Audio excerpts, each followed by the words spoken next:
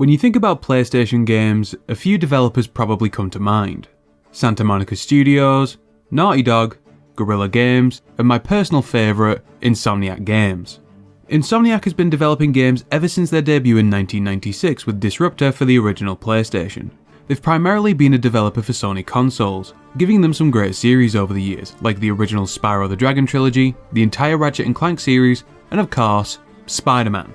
Full of the exaggerated swagger of a black teen. Every console experience developed by Insomniac has appeared on a PlayStation console, either as an exclusive or a multi-platform release. But then came 2014, a year fondly remembered by many for the Brazilian World Cup, a finale that still makes me angry to this day.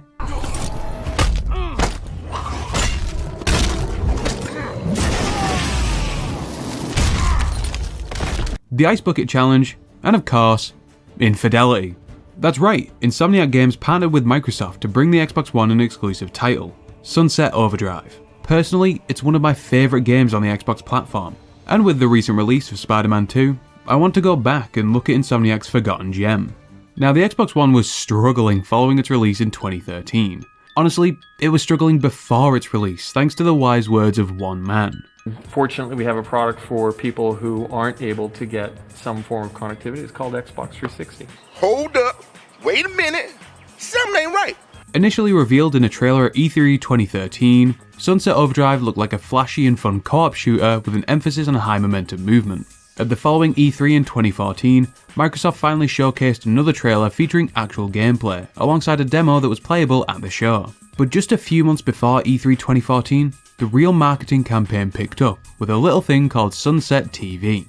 Sunset TV was initially teased with a preview uploaded a few weeks before E3 2014. It gave fans the chance to ask questions about the game via email, which would then be answered in the following week's episode. Hey folks, viewer mail time again. Hosted by Brandon Winfrey, the weekly episodes would answer fan questions, explain the game's mechanics like traversal and game modes, and generally just build hype around the game's release. Allie writes in and says, I hope your studio burns to the ground with you all trapped in it. Wow, thank you so much, Allie. And once the game was finally released, the show pivoted to focus more on game patches, community challenges, announce player votes, tease upcoming DLC, shout out fan work like art and cosplayers, and talk about the game's development. In the game itself, throughout the map, there are screens where players could watch the newest episodes of Sunset TV, as the game didn't want updates and episodes to be restricted to social media platforms. Unfortunately, you can't watch anything on the billboards in 2023, which is a shame as they could have acted like a cool in-game archive of the game's history. As the show went on and the final DLC release got closer, people noticed Brandon exhibiting some questionable behaviour. I'm Brandon Winfrey and I totally know my name. With him being replaced by a text-to-speech voice for the episode released just before the final DLC. All 8 of your team will roll around in energy balls and kill Fisco Bots. That reminds me of a relatable childhood anecdote with a dash of humor. But luckily for fans of Brandon, 2 final episodes were uploaded talking about Brandon's future endeavours. As I'm sure you've noticed by now, the game revolves around using some of the strangest weapons ever created. I think the best way to describe them is as Ratchet & Clank weapons on crack. You have a bowling ball launcher, a shotgun with balls, and a gun that shoots exploding teddy bears. And the last of these examples was chosen alongside a few other weapons to be built for Walter's Workshop, an interactive website where fans could test the weapon out in real life. For this project, a team actually built 4 of the game's weapons in real life, just for the website. The sheer amount of work that went into the marketing for Sunset Overdrive is pretty impressive. It's a shame that you don't see it nearly as much nowadays. The most recent and successful marketing campaign from Insomniac has been offering players who pre-order Spider-Man 2 19 inches of venom. Sunset Overdrive was released on the 28th of October 2014 in North America, the 30th in Australia, and the 31st in Europe. The game received positive reviews from fans and critics alike upon its release, receiving scores of at least 8 or above from most of the big publications. The biggest points of praise that the game received revolved around its comedic tone, fun and fast traversal system, and the world design. The main negative points from reviewers concerned sometimes repetitive quest design, and the fact that the game's comedy wouldn't necessarily be for everyone. Sunset Overdrive also received a lot of award nominations, such as Best Soundtrack, Best Original Game, and Xbox Game of the Year. And it became the game that saved the Xbox One. Maybe not, but it was a game that was loved by its community, and it's the main reason why I personally bought an Xbox One. Following the release of the game, Insomniac supported it over multiple months with patches and updates, and new episodes of Sunset TV updating players about challenges, community votes, and continuing to answer fan questions. Okay, I've had 2 cans of it, and both times it has been terrible. Overcharged Delirium XT is amazing, and a life-altering experience in every can. And to top off the post-release support for the game, DLC was released in the form of weapon packs and 2 story-based DLC packs. The Mystery of Moo Oil Rig in December 2014, and Dawn of the Rise of the Fallen Machine in April 2015. After the release of the second DLC, the game was finished, as Insomniac presumably ramped up development on their other titles, like the new Ratchet & Clank and Spider-Man. A Windows version of the game was developed and released by Blind Squirrel Games on November 16, 2018, and with that, Sunset Overdrive was over. But that's not where this video ends, as I know what you're all thinking. Anyone can talk about a video game, but it takes a special kind of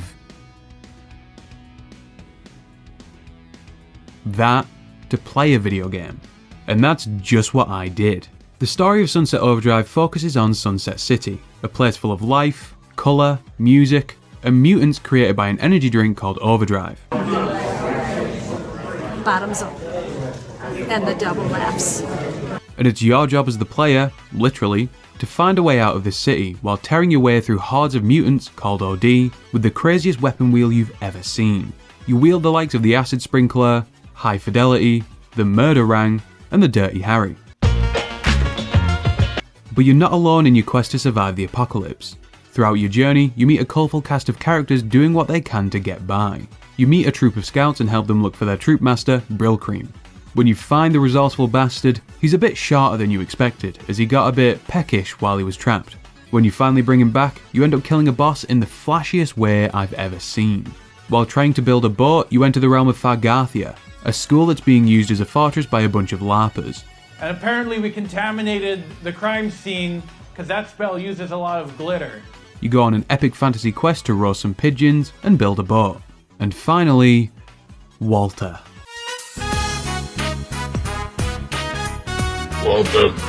Walter is the one who initially saves you from the start of the outbreak and acts as your mentor, giving you your first weapons and teaching you the ropes of wrestling with the end of the world. On your journey to escape the city, you complete a wide array of objectives that some may consider a little bit quirky. You roast pigeons by bouncing on flame pads, you take a nuclear dog for a walk, you hallucinate after taking too much Benadryl, and you fight the face of capitalism in the form of a giant balloon mascot. Side note, I don't think I've ever played a game with a leech meter. If Sunset Overdrive is anything, it's unique. With all of these insane quests spread all over the map, how do you reach them all? Well, you bounce, jump, and grind your way across the city. The folks over at Insomniac Games are masters of crafting a fun and effective traversal system. From the Spider-Man games to Ratchet & Clank, Sunset Overdrive is no different. Sunset City is designed from the ground up to enhance your movement.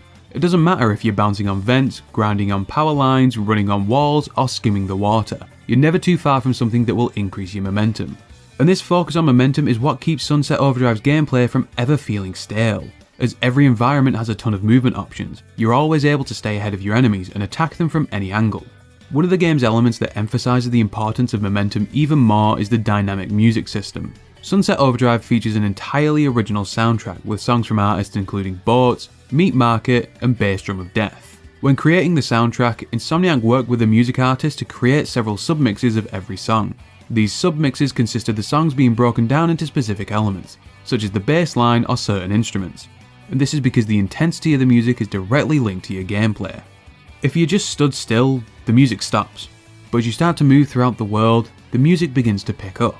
As you chain together a traversal combo, the bass guitar begins to kick in. Once you start getting noticed by enemies, the guitar riff of the song starts to fade in. And once you're in full combat and chaining tricks and kills together, the rest of the song comes in, like the cymbals and the vocals. The intensity of the music is proportionate to the intensity of the game's action, and I think that adds to the style and flair of the game. Moving back to the core gameplay, your insane arsenal of guns, crazy movement options, and crowbar help you survive and look as flashy as possible while doing so. But you can also enhance yourself in other ways.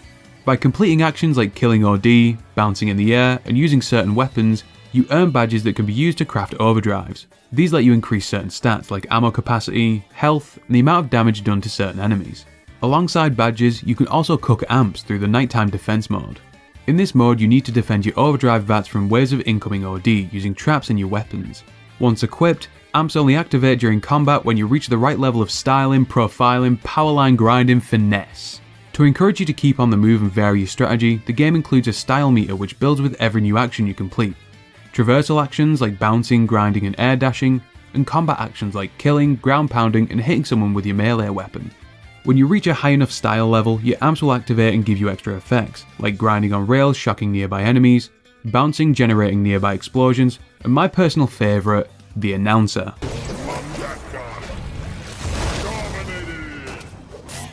Grab his dick and twist it! The single player of Sunset Overdrive is probably its strongest aspect. The main story is fun, the characters are all unique and memorable, and the added DLC story packs are great additions too. But when talking about Sunset Overdrive game modes, there's something else to talk about: interacting with actual people. Holy moly. Day 100? Something that was emphasised in the initial reveal trailer was the ability to play with other people. Through Chaos Squad, up to 8 players are able to team up, take on missions and earn rewards like amp upgrades, clothes, currency and the propane launcher. To access this mode, you need to have an active Xbox Live Gold subscription, or Game Pass Car as it's called now. So I scraped together the cash and paid £7 great British pounds for the privilege of experiencing Chaos Squad in the year 2023. I spent the last of my rent money to experience this. To be fair, the game is nearly 10 years old, I don't know what I expected, but I'm noticing a disturbing pattern that none of the multiplayer modes work in any of the games that I make videos about. Can't wait for my Assassin's Creed project next year. After looking around online, it looks like the multiplayer was met with mixed reception from the player base, with some people enjoying the sheer amount of explosions and chaos on screen at once, whereas other people felt that the incentive placed on just increasing your score led it to feel less like co-op and more like competition. During an interview with Game Informer in 2017, the president of Insomniac, Ted Price, said that they were passionate about Sunset Overdrive, but when questioned why there wasn't any kind of plan in motion for a sequel, Price simply said, "You'd have to ask Microsoft." Insomniac was then acquired by PlayStation in 2019, and a trademark for Sunset Overdrive was filed by Sony in 2021, so there's still a glimmer of hope for a sequel or update. Insomniac has been absolutely cooking for the past few years, with 2 Ratchet & Clank games and 3 Spider-Man games being released within the past 7 years. Currently, the only Insomniac projects that we either know or can speculate to be underway are Wolverine and potentially some DLC for Spider-Man 2. So there's a slim chance that they could be cooking up more caffeine-fueled carnage for players in the coming years. I think Sunset Overdrive is probably the strongest game the Xbox One ever got, and the marketing campaign was really fun to revisit all these years later. Sunset Overdrive is a very solid 8 out of 10, but it needed more Walter.